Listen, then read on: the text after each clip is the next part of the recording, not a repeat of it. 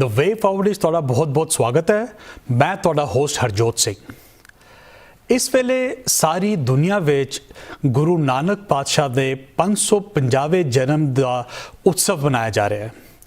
ये ना सिर्फ साडी सिख कम्यूनिटी विच बल्कि सारी दुनिया की कम्यूनिटीज़ विच और सारी दुनिया विच इस दिन नूं सैलीब्रेट किया जा रहा है। अज असी आमंत्रित किया है रिलीजन के प्रोफैसर बलबिंदर सिंह भोगल जी नूं, जो कि हॉफस्ट्रा यूनीवर्सिटी विच जिहड़ी कुलजीत कौर बिंद्रा सिख स्टडीज़ की चेयर है उसनूं प्रेजेंटली होल्ड करदे न। अज असी उन्हां नाल गल करांगे गुरु नानक दे फिलोसफी दे बारे च। Professor Bhogal, you are very welcome and thanks for taking out the time and speaking with us. Thank you for the invitation. Professor Bhogal, before we speak about the philosophy of Guru Nanak, please first tell us what is this term religion and what are the various families of religions across the world? Okay, religion is a very important term because it was one of the terms that the Europeans used to classify the traditions that were non-Abrahamic. So there's a problem in using the word religion. It's a 19th century construction. Hinduism, Buddhism, Sikhism, Jainism, they're 19th century constructions and they're not terms that indigenous traditions use. But if we're going to use the term religion, we have to make it a more nuanced term. And one way to do it is to break that up into three families of religious traditions. The Abrahamic family, the Indic family, and then the East Asian family. Just to give you a bit of sense of what each one of those is like, the Abrahamic tradition, you have the one God concept and you have the notion that God is the true sovereign, the King of Kings, which makes the creation of a lesser extent, which is subject. The human beings are subjects to the king. Now, there's a dividing line between God and man in that regard, and that's an important line that shouldn't be crossed in the Abrahamic traditions. That flavor of the tradition is mainly to do with obeying the revealed law, prophetically revealed law of God, in the Ten Commandments, in the Sharia, in the rules and regulations of those traditions. And there's a way to behave. So belief and orthodoxy become important to the Abrahamic traditions.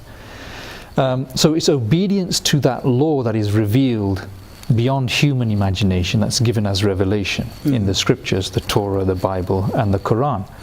That's the Abrahamic traditions, obedience to that law. The Indic traditions start off with a very different conception. It starts off with Maya, an illusion, like you're in a cinema. You leave the daylight and you enter into a fabricated reality, but within moments you're captured by the film, but you've forgotten that there's an exit. And so the beginning point is illusion, and what you have to do in this situation is not obey a revealed law, but to wake up to the dream of existence, the illusion of life. And that's why the Buddha's title, which means his title is Buddha, which means the awakened one. You wake up from the dream of existence. So it's a very different setup, and this Indic family share terms of samsara, nirvana, dharma, etc. And in those traditions, what one believes is not as important as what one does, how one acts in the world, especially how one acts beyond their own conditioning, which is to wake up from the illusion of being trapped by one's own desire. So this is a very different situation. You need somebody who has woken up. You need a guru figure to be able to show you the way forward. And the East Asian traditions, I'm rifling through these quite fast, they're much more complicated as you can understand. We'll go into the details later. Yeah. The East Asian tradition, let's just take one of them, Taoism. If you take the yin and yang diagram, you realize that that's a harmony of two parts of one process. It's not two things, it's not a duality. It's the light and day aren't two things separate. They occur in a harmony of one process. It's a cyclical process. And in that tradition, one is to get back in tune with the harmony that is already existent within nature. So here you have three very different families of religious traditions that have different starting points and different practices, although there are shared elements. Yeah. Professor Bhogal, we always see Guru Nanak as a revolutionary, as saying something new, something unique, something that was not said before or done before. Can you tell us, how does Guru Nanak differ from the prophets or religious figures who appeared before him? This is a very important perception, that the uniqueness of Guru Nanak isn't forgotten and overlooked, because often when we think about Sikhism, we think of Sikhism as a monotheistic tradition, as a religion. What that often does is make Guru Nanak or Sikhism a type. These are types of religions, and Guru Nanak is just another type, and therefore he's just another prophet. But I beg to differ, and I would argue that strongly against that, and to say that all the types that are existent during the 15th, 16th century, Guru Nanak exploded. He revolutionized them. In fact, what he did was not bring an add-on view that fitted into the world, but changed the way the world and all its aspects was transformed, how it's understood. And so he creates a new paradigm. He creates a new world view. It's a revolutionary vision that he has. And in that vision, we have yet to understand, it's only 500 years old, 550 years old, just how deep and profound that vision was. I can start to summarize the newness of what he brought through two analogies. One is the elephant story, and one is the clay pot, the Amphora. Before I do that, one should realize that Guru Nanak was an enlightened being. Let's say he woke up to the truth, but so have many others woken up to the truth. But Guru Nanak, that was the beginning point, not the end point. It was a culmination, like in the Buddha story, of attaining nirvana. It's the culmination of his narrative, and then he teaches. It's not a culmination point for Guru Nanak, it's the beginning point, because what he then does is understand his awakening in the context of other people's awakenings, other traditions' awakenings. And this is brand new. The comparative point of departure is new in the Sikh tradition because of the way Guru Nanak engages the other's voice as part of his own vision. He sees them as necessary to relate your vision in a comparative way, not to compare which one's right or wrong. That's the old paradigm. The new paradigm is to say what is the resonance across those traditions, and that's the uniqueness of Guru Nanak. No one else has done that. Professor Bhogal will go more into those details. First, tell us, what we popularly hear is that Sikhism is a monotheistic religion. Right. Now, we don't want to be bound by these terms, but is that a correct understanding of the religion? Well, if you said, I have a song and it's my favorite song, and is this the correct interpretation of my favorite song? It might differ from what your interpretation is, and you might say, well, which one's right or wrong? But you'd be mistaken, because a song and a poem generates interpretations. It generates differences. It generates, it engages the individual in a process of finding a deeper layer. So when you hear the song when you're 7, its interpretation is different to when you hear it when you're 17, to when you hear it when you're 27. Now, having said that, then we realize that the gurus, therefore, Gurbani, because it's poems, poetic songs written to ragas, musical melodies, the musical dimension and the poetic structure mitigates against the idea of systematizing the Gurbani. Therefore, any label that we want to use, monotheism, pantheism, they're ways of understanding, but they're not correct interpretations. They're modes of interpreting. They're a stage of interpretation. So one could say there's a notion of one God, but there's also pantheistic notions as well, and there's also Buddhistic notions as well.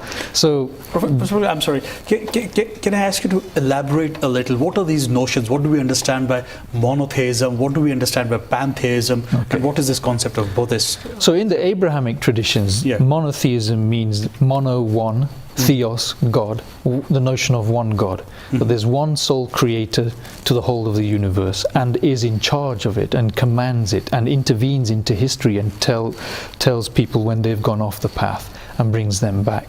So this God that intervenes into history is not a part of history. Human beings mess it up and then God intervenes again. So that's the notion of monotheism there, and it's exclusive. This is a very important point. If we're going to use the term religion, and if we're going to use the term monotheism, then we have to provide a nuanced understanding as it applies to the Sikh tradition. Monotheism is exclusive. The Torah is exclusively for the Jews. The New Testament is exclusively for the Christians, and they would name the Hebrew Bible as the Old Testament because the New Testament is exclusive to them. What I mean by exclusive is that it's a sufficient truth for them. But for others, it would necessitate a conversion to Christianity to be able to participate in that. That's why it's exclusive.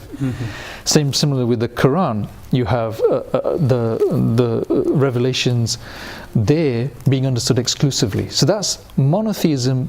That word means exclusive revelations. Now Sikhism, if you want to say Sikhism is monotheistic, you don't say, okay, it's monotheistic, but it's not exclusive.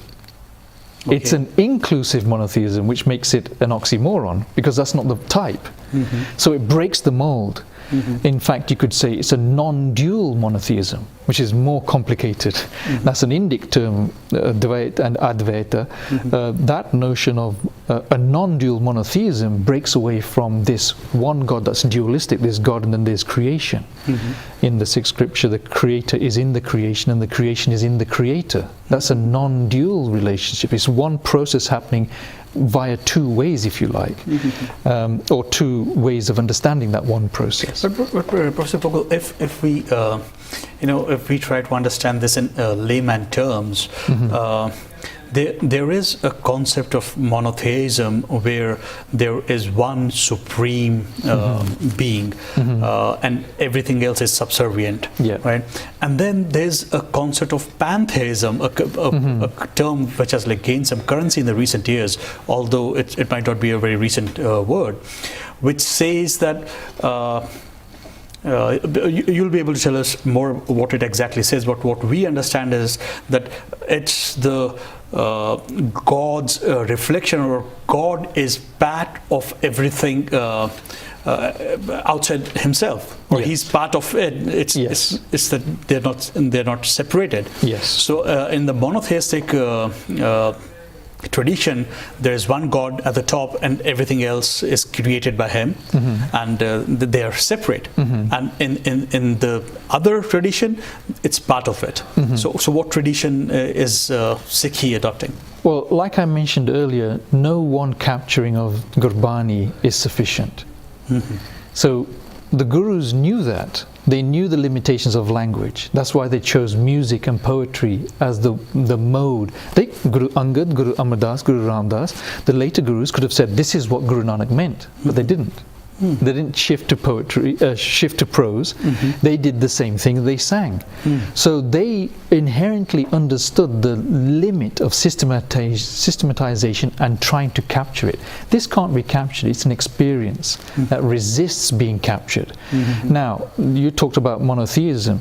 So the gurus understood that that's a vocabulary that Islam and Hinduism uses. So we have Allah Khuda, where we also have Hari Ram.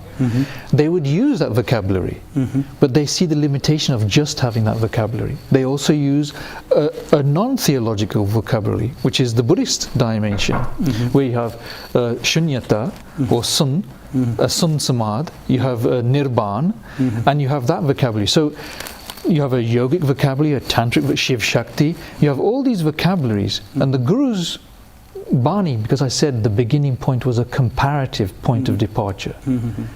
It was aware that there were awakenings in the other traditions as legitimate awakenings, but what was not done by any of the traditions was a collection of them, of bringing them together. What happens then when you bring Jesus next to Buddha, next to Muhammad? What happens then? And this is what Guru Nanak did. Professor Bhogal will continue this conversation after a short break.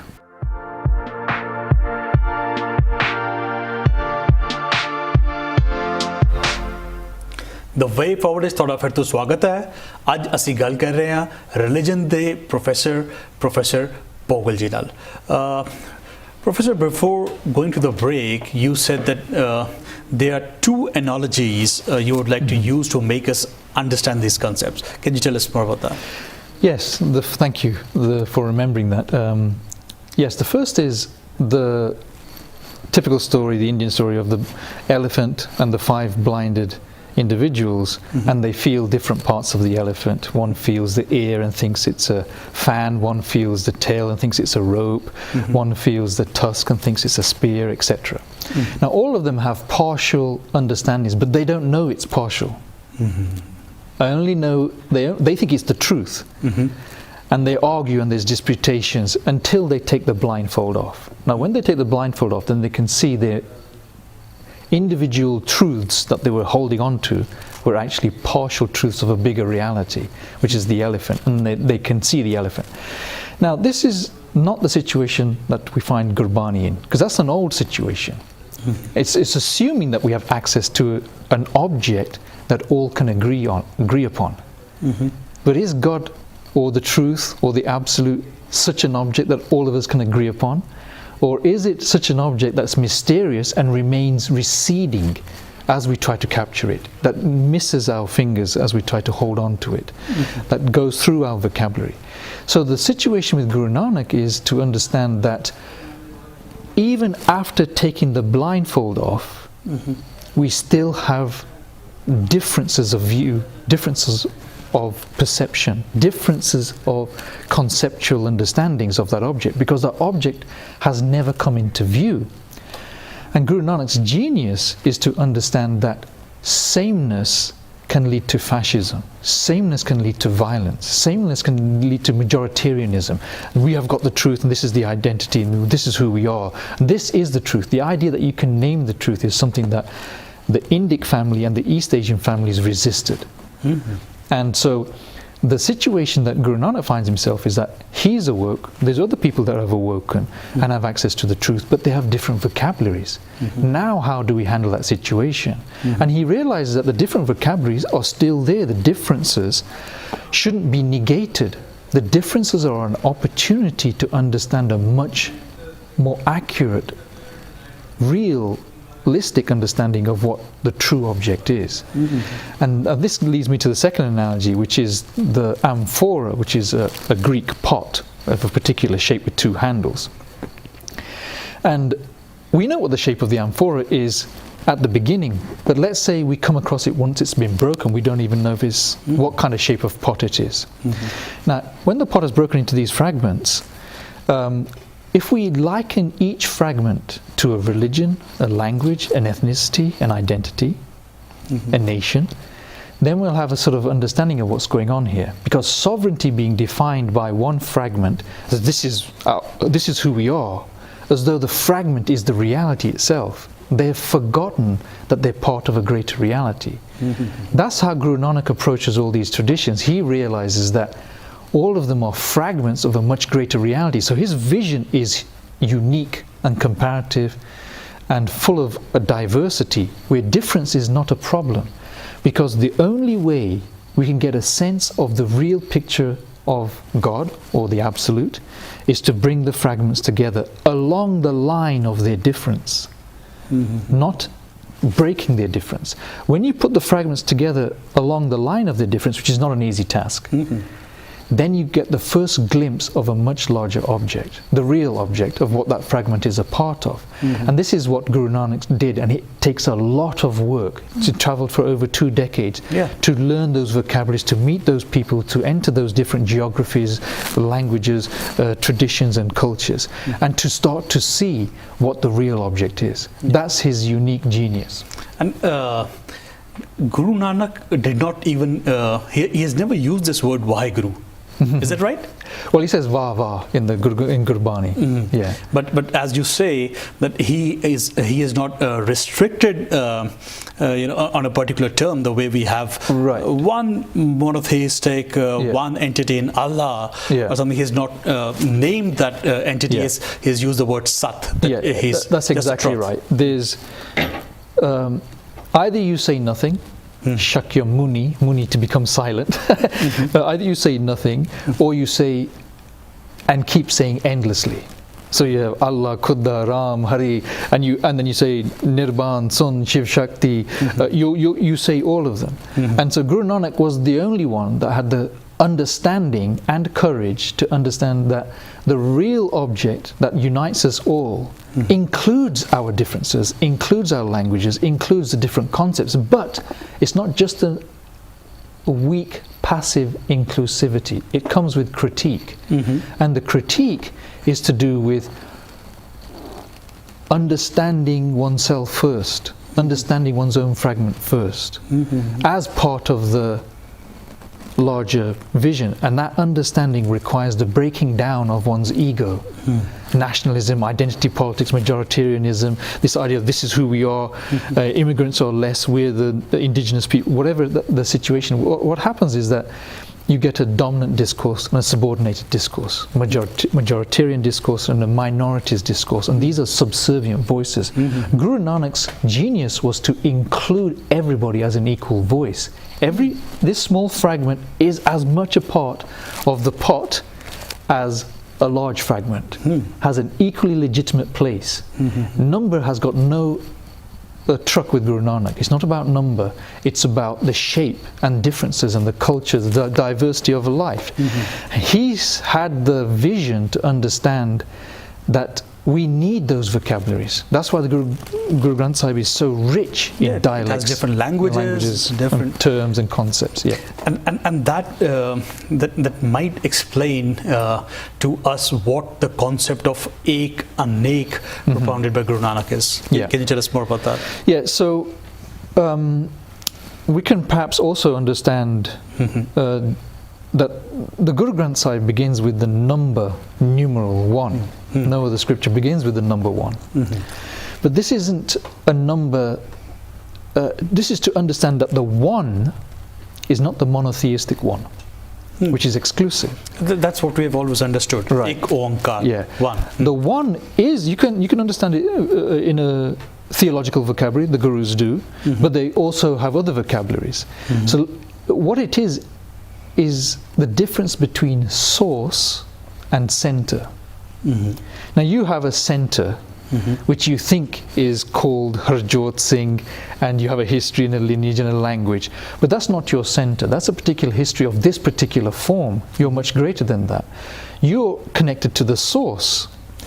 This is the difference between the center of a fragment, which people believe that this is the true origin of Englishness or Germanness. So, this is the true origin of Hindu and Muslim. Exactly. Nako Hindu, Nako Mussalman means that that's not your true center. The center of this fragment is the pot. That's the source. So there's a difference between the source of the pot, which everyone has. All the fragments have the same source. That's the one God that includes difference. That's the difference of Guru Nanak's vision. Rather than saying, oh, this language captures the truth, this concept captures the truth, this name captures the truth. This is where Guru Nanak's criticism comes in. Yes, your different name is wonderful, but it's not the center, it's the source. Yeah, it should be understood within the context of a comparative, pluriversal, or a diverse vision. We understand that's what he means by pluriversality rather than universality. Yes, so universality has always been used by people who are in dominance. A dominant discourse is able to enunciate their regional values as universal. A particular example here is religion. Christian traditions colonizing the Portuguese, the Spanish, the French, the British, etc., all Christian nations in their languages had a concept that dominated, colonized the globe.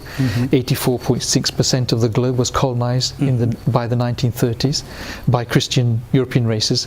They universalized their regional values in the name of race, racialization, and religionization.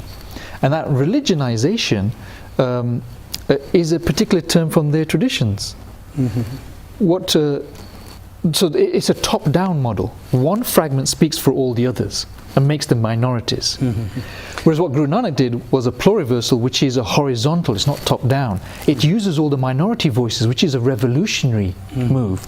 Professor, we'll continue this conversation after a short break.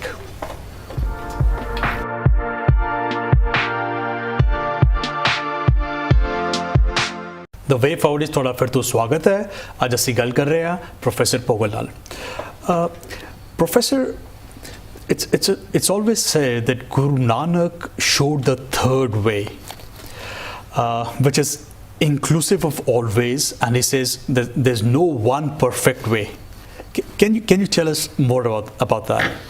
Right, so this goes back to what we were saying earlier in terms of one language, one people, in one place, naming the way for everybody else. This is not the way how Guru Nanak understands it. His way was of resonance, a thirdness, beyond what the fragments could see themselves, and he created a way that resonated, and the best medium to do that was through music and poetry and song. Song is a collective form. Now, what is it that resonates across the traditions? What is the third way? And that is, he says, make mercy your masjid, make compassion your prayer, etc. He goes through.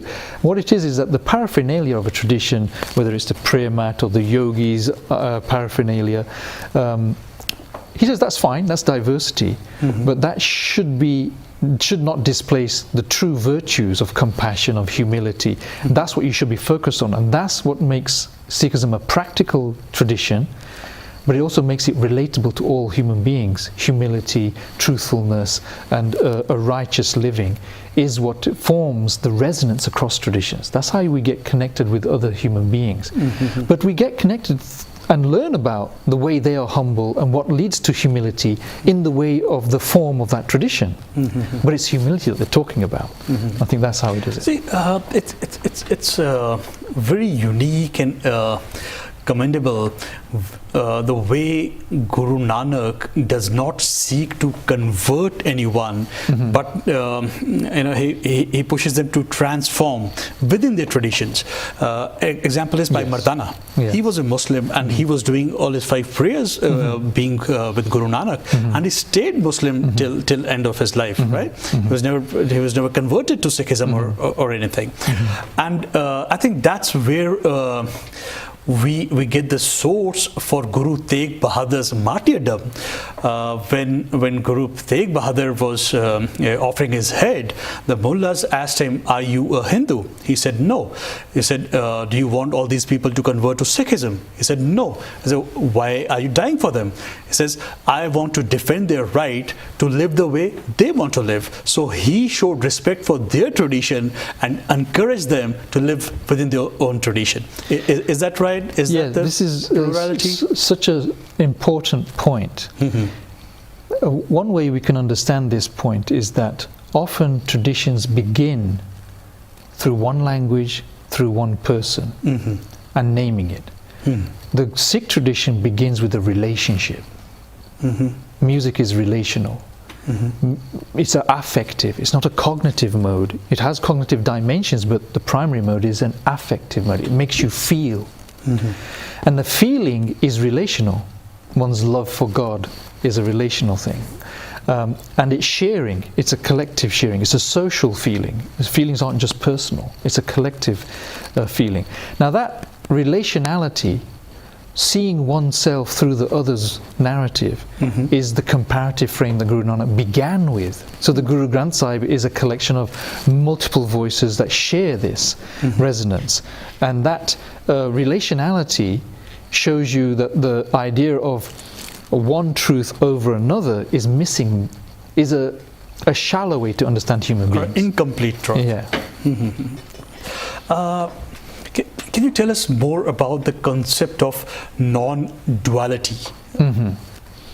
So, if you say Guru Nanak, Sikhism is monotheistic, I would have to say, well, it's a non-dual monotheism. And this goes back to the early distinction that with the Abrahamic traditions, there's a strong line between, a dividing line between God and humanity. In non-duality, that's a dotted line. It's permeable, and the relationships can change. So Guru Nanak has a student who's not part of his family, Bhai Lena, who becomes a Sikh and then becomes a guru. Similar with Guru Gobind Singh. He creates the Khalsa, but then asks to be initiated into the Khalsa. Now this is very unique. This is how we understand the notion of non-duality. The non-duality means you cannot name the center. You can only name the source. Non-duality could be, non-duality misunderstood as a center becomes dualistic. We have the truth, this is our position, we're the ones in the right, you listen to us. That was always broken down by Guru Nanak because that led to a master-slave relationship, a dominant and subjugated voice. Non-duality means every voice is legitimate and needs to be heard. But it's not just any and every voice. Not everybody's included in the Guru Granth. It's only those individuals that lost their ego, that were transformed. But they did it in their own way, did it in their own traditions, and they're included. So the non-duality means that there's not a center where there's another center to compete with. There's two. There's one source, and it's non-dual because it's expressed in its diversity. That's the difference with Guru Nanak from other forms of non-duality, where it's more of an intellectual and metaphysical concept. See, you've stated that identifying the creator with the creation is what distinguishes Guru Nanak's philosophy or the Sikh tradition from Hinduism and other Abrahamic faiths as well. Yes. Can you elaborate? Right. So there are notions of non-duality in Hinduism, of course, Advaita Vedanta, etc. And but they have a notion of illusion and illusory nature of reality, whether it's in the yogic system of Purusha and Prakriti. There's two principles, and it's how they relate. Whereas what Guru Nanak is saying is that the non-duality in the Sikh tradition is one source that is expressed through an infinite number of vocabularies.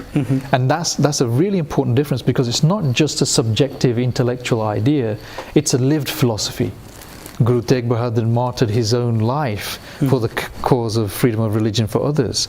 So it's a lived reality that the other is a part of one's tradition in a lived way, not just an ideology that you can say, oh, well, we have a notion of inclusivity, but we don't have any practice of inclusivity. And that's where the difference is with the Sikh tradition.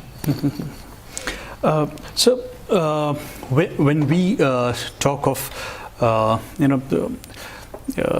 let's use the word God as being part of His creation. So what is the concept of sovereignty in the Sikh tradition, this God's sovereignty? Right, so again, I would have to say the sovereignty is of the source, and all life shares in that sovereignty. So the sovereignty comes from Europe, a notion of dominating a particular area and being sovereign over that area, a king, etc. A king is sovereign over a particular area. That's the notion of the fragments separate. So each fragment has its own sovereignty. This nation against this nation, it has its own sovereignty. It's territorial, it's got a boundary, etc.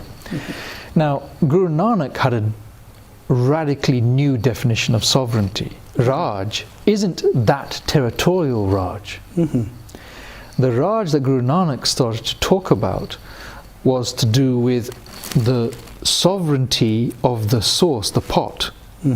That has sovereignty. That's what you were saying, like God has sovereignty. So this God, which includes diverse expressions, because this nation is a part of that sovereignty, and this nation is a part of that sovereignty. So when the fragments come together, the sovereignty is glimpsed for the first time. No one nation is sovereign by itself. A fragment isn't sovereign by itself. It's only when it joins with others that it becomes sovereignty. So Sikhi is a learning that connects oneself to the other, and that sharing, that connecting, you get a glimpse of the real sovereignty. Sovereignty isn't mine. Sovereignty is we. And the we, the pluriversal, the ground up, not the top down, the ground up means that we all share in the sovereignty of that one source, but we have to work to that. And what's the work? On the ground, practical connections with other human beings to such an extent that all beings flourish to the state of awakening, to the state of becoming Gurmukh, or in different names in other traditions. Gurmukh being somebody that is beyond their ego, beyond home. So sovereignty is tied to one's ability to listen to hukum over home, rather than just listening to home, one's ego. So this is a new concept of sovereignty that ties both the European notion and the subjective notion of mystical awakening together. And this sovereignty, Guru Nanak does not restrict it to any section of the society or any particular people. It's for all. It's for all humans. So we will continue this discussion after a short break, and we'll ask you to sum everything up. What do you think is unique about Gurbani? We'll come back to that after a short break. Proceed.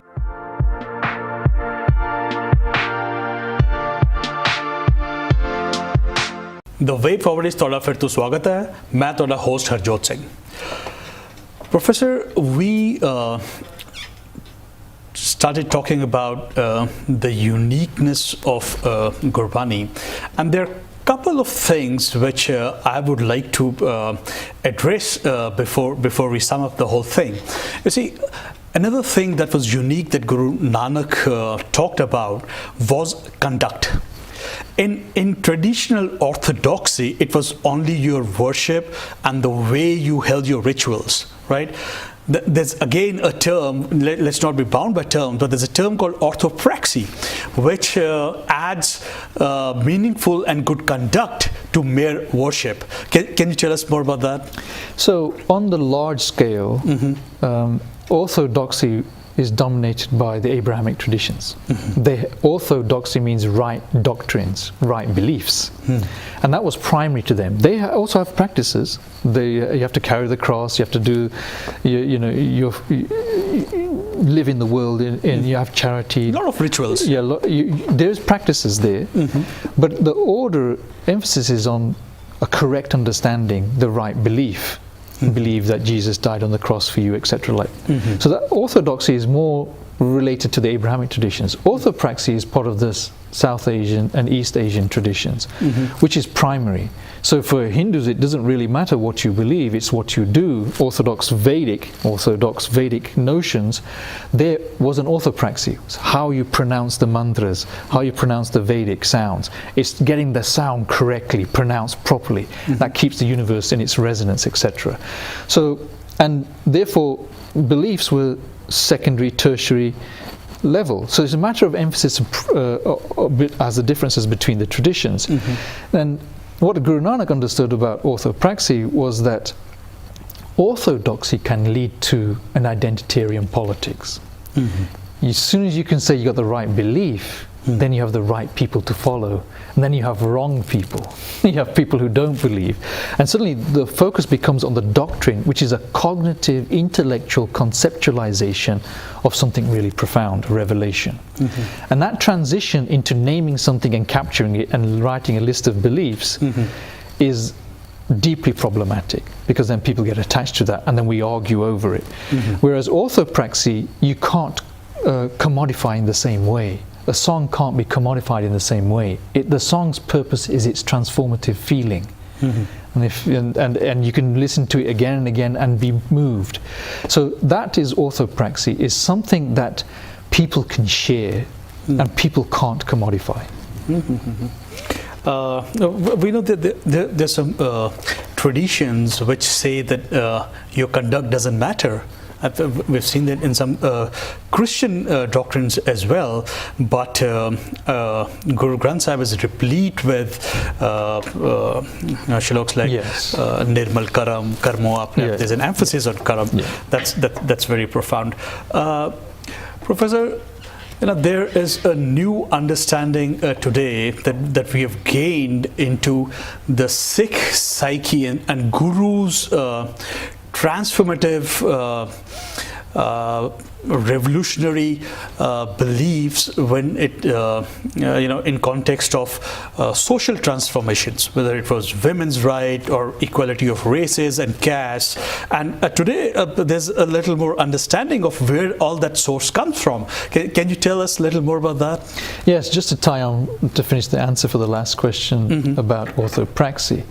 Similar move that the Buddha made against the Hindu caste system, the Brahmanic caste system, where value was eventually deteriorated into an inherited vocation. So the Brahmins are on top, Kshatriyas, and etc. And the Buddha rejected that and said that your value, your standing in society should be based upon the merits of your deeds. So therefore he made this equality. Guru Nanak also followed that same thing and repeats the structure in terms of the focus on deeds. So that's the most important thing about orthopraxy. And in terms of therefore social transformation, what we get are structures, institutions that include the Golden Temple or Harmandir Sahib, Darbar Sahib has 4 doors on each side. This is an institutionalized reflection of the fact that all people from all cultures and all languages and all traditions are welcome here. And we have, you've already mentioned Bhaibandhana, we have women's equality, we have the notion of inclusivity being institutionalized, the legitimacy of the other's voice as being part of oneself. So Myanmar lays the foundation stone for the Harmandir Sahib, etc. So the inclusivity of others as part of one's own tradition becomes a practice point, a social way to be in the world, not to be segregated. And Sikhs have also suffered from being made into a religion, Sikhism, and that at that same process, the reform movements, and with the British presence, they've also been segregated from a heterolingual space of Punjab into a monolingual space, such that the heterolinguality, the multiple languages that people spoke, where you include the other as part of one's own register. You have the other inside you. You have their language inside you. Rather than to a pathological condition of a monolingual person who then has to translate to get the same feeling. That's what the British did. They made Sikhism as a monolingual monotheism. So they made Punjabi for Sikhs, they made Urdu for Muslims and Hindi. So this was split. And this is a violence to the natural diversity inherent within the Guru's vision, that's pluriversal, which includes the other's narration as part of its own. And that's hard to maintain. Partition was a devastating outcome for Sikhs, as we know. And colonialism, that was the end result of colonialism. And the colonized mentality still maintains. We're starting to live in the structures that go back to the 1870s and earlier, where it's a religion, it's monotheism, it has set beliefs. Where orthopraxy, non-dual monotheism, and not a religion, a way of being in the world that includes the other through relations of love, is what Sikhi is about. So we have to constantly work at doing that. And we need to be able to defend that. Sikhs needed to defend that vision, needed an army, needed to defend itself. So the Khalsa that was created is part of the sovereignty of the Amphora, the pot. But it's been misunderstood in some places, not in all places, as being Sikhs are sovereign. And Sikhs need to have equal, they need to be acknowledged as have an equal voice, but there's a sophistication to the Guru's notions of sovereignty that sometimes is missed because of the imposition and inscription of colonial categories that modernity, the modern world, is made up of. Funding structures, institutionalized structures, politics, self-namings are so important. It's hard not to be a part of that world. So whilst I want to return to Gursikhi, I have to also contend with the construction of Sikhism. And there's no returning back to Gursikhi without acknowledging the modern constructions that we're actually divided by. So there's a complex task there. Professor, This is something that we will have to talk more about. I would like you to elaborate more on this. You don't see the concept of Khalsa as created by Guru Gobind Singh in somehow in contradiction with what Guru Nanak created. Right. So we'll have to talk more about this. Time does not permit right now. What I would ask you to do is, for now, sum up and tell us how this whole concept of Guru Nanak, how Guru Granth, and how this message of Gurbani is unique, and what exactly is that message? Well, there's many ways to formulate that, but I want to answer it in a particular way, and that is to realize that a lot of interfaith dialogue revolves around if we could all agree, if we could just all believe that we have the same, we're the same. It operates on the notion of sameness, and I've already alluded to the fact that that could lead to a certain kind of violence. Because it always sees difference as a threat. Guru Nanak never saw different traditions, different languages, different cultures as a threat. This is his civility, this is his humanitarian vision. He's able to see that difference is not a threat. Now, when difference is not a threat, what happens is that you have the possibility of seeing a larger vision. Along the line of the tessellating difference, the jagged edge of each fragment, when it tessellates with the next fragment, that line is still there. It's not it didn't erase the line, but when they come together through the difference, it fits. Then you have a larger vision, and that was Guru Nanak's key revolutionary insight. If we can say Guru Nanak's insight, it comes from above. It comes from from the source. Asan Professor Balbinder Singh Bhogal, ਅਸੀਂ ਗੁਰੂ ਨਾਨਕ ਦੇ ਫਲਸਫੇ ਬਾਰੇ ਅੱਜ ਇਹਨਾਂ ਨਾਲ ਗੱਲ ਕੀਤੀ। ਅਸੀਂ ਇਹ ਗੱਲ ਅੱਗੇ ਵੀ ਜਾਰੀ ਰੱਖਾਂਗੇ।